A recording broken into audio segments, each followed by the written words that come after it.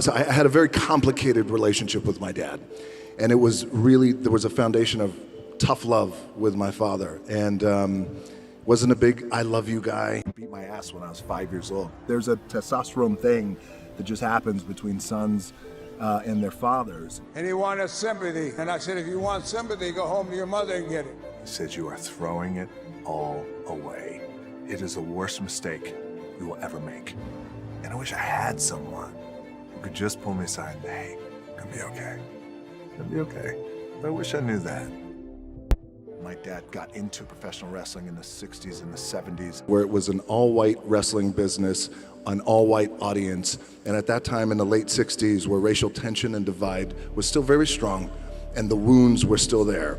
But he was able to change behavior, the audience's behavior. So this all-white audience who would never cheer a black man cheered him in these arenas. But he would get up at usually 5:30 in the morning, and he would say, if I get up, you're gonna get up too. Yes.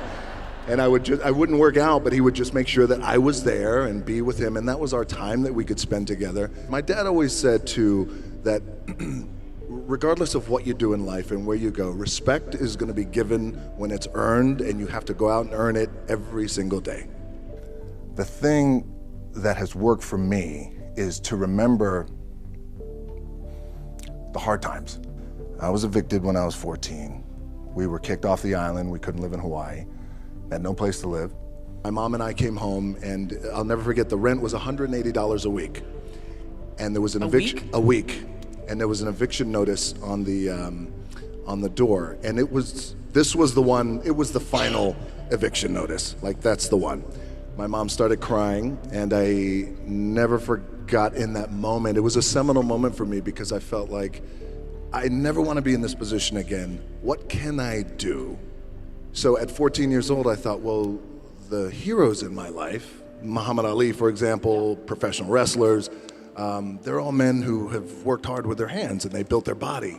Yes, that's what I'm gonna do. I'm gonna do what my dad taught me and these other heroes. I'm gonna go build my body so we're never evicted again. We were at an all-time low, I think, with our family. And at that time we were living in Bethlehem, Pennsylvania. And I am already a pretty big boy, 6'4", 200 and maybe 20, 25 pounds. I had a very bad mustache. I had a chip on my shoulder. Fresh into this high school in Bethlehem, Pennsylvania, Freedom High School. A teacher comes in, his name is Jody Swick, tough guy. He shook my hand. I'll never forget that shake. He said, I want you to do something for me. Yes? I want you to come out and play football for me. I said, okay. And I went out and I played football for Jody Swick, and he was our head football coach, and he became a father figure to me and a mentor. I fell in love with the game of football. My grades got better, and I started getting recruited from every college across the country. My thought process started to change. That's when I started thinking about goals and what I wanted to accomplish. My goal was to play in the NFL. Again, because we didn't have a lot of money, so I wanted to be the first one to buy my parents a house, and the dream didn't come true. I didn't get drafted. I didn't get any offers, nothing. I had to work up in Canada at the Canadian Football League. When I was cut from there, my dad had to come pick me up, and I'll never forget, we were on I-75. He lived in Tampa, came to Miami, got in his pickup truck. We drove up I-75. And I'm 23 years old. I am forced to move back in with my parents. And I wish I had someone at that time who could just pull me aside and, hey, it's gonna be okay.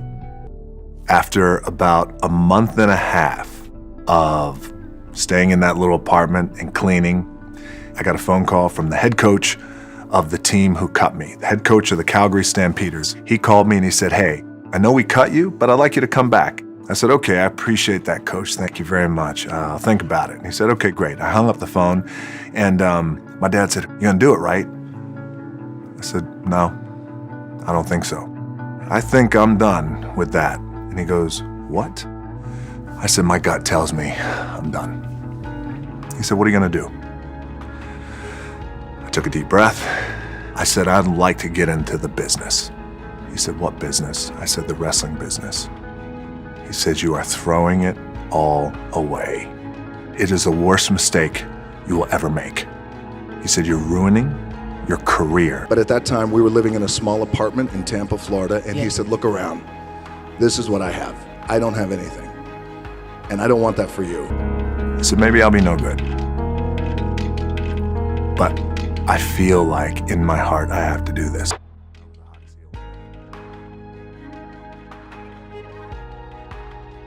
Correct me if I have any of this wrong. You bought your mom a house for Christmas. I did.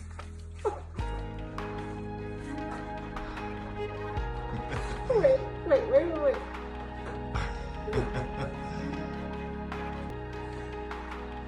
A brand new home. I love you, daughter. Cool to buy her a house, And you bought your dad a house too. I did. I bought my old man a house too. So that's the greatest thing ever, right? To buy your parents a house.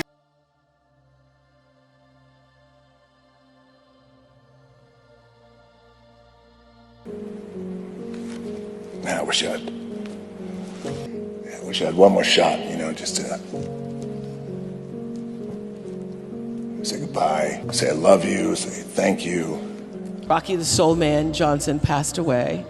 He passed away on January 15th, and we just buried him a few days ago. I didn't get a chance to say the things that I wanted to say, or I wish he would have said the things to me, the important, critical things that anchor us that I didn't get from him in it. But then the birth of a child and what that does, and the lens perspective that just shifts, it's the greatest thing that I have ever experienced in my life.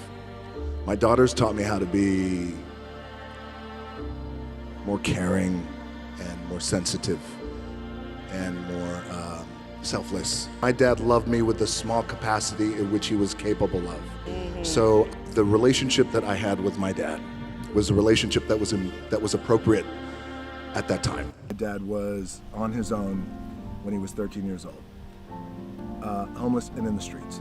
Just gives me a real perspective now that I'm older and a dad myself on the tough love that I got. So because for years, and I know a lot of my friends, a lot of guys out there's a testosterone thing that just happens between sons and their father. It's also very important to heal, to make sure that we come back of gratitude. A gratitude for what I was able to have with him. What the soul man, my dad, was able to accomplish during his career was no small feat. I remember night after night watching him perform all over the country, being awed by his quickness, by his agility. He was an amazing performer. And for Dwayne, for everything you've done for me. You made me proud by continue our family wrestling legacy. But I will say this from the bottom of my heart, and I love him very much. He's my son, and he always will be, and I'm very proud of him. The thing that has worked for me is to remember the hard times. And I just remind myself, all right, I was evicted when I was 14. We were kicked off the island. We couldn't live in Hawaii. Had no place to live. I would remember that, and it allows me then to be present in the moment and understand, holy shit, the stuff I have around me right now, this is the shit that I dreamed of when I was a kid. I am here. Try and find a way to be grateful for every single thing I have, every single day. Wins, losses, loved ones, you name it. My life wasn't always this way. It was much different many moons ago. So these days I'm grateful to the bone for everything. The other thing is hunger. You always hear people say, well, it's about being number one, about being at the top. Or how about this? You're always gonna find somebody out there who's gonna work harder. Well, I don't know that. That might be bullshit, but I know no one is gonna be hungrier than that. It's one thing to be hungry. It's another thing when you're starving for greatness and starving for success. And I love that because it immediately clicked. It's in my DNA. I know what it's like to operate every single day, regardless of the success that I've been a lucky son of a bitch to achieve. I operate every day as if I'm starving. So if you're going through some hard times, you gotta hold on to that fundamental quality of faith and hard work, because on the other side of those hard times is something better, is a better life.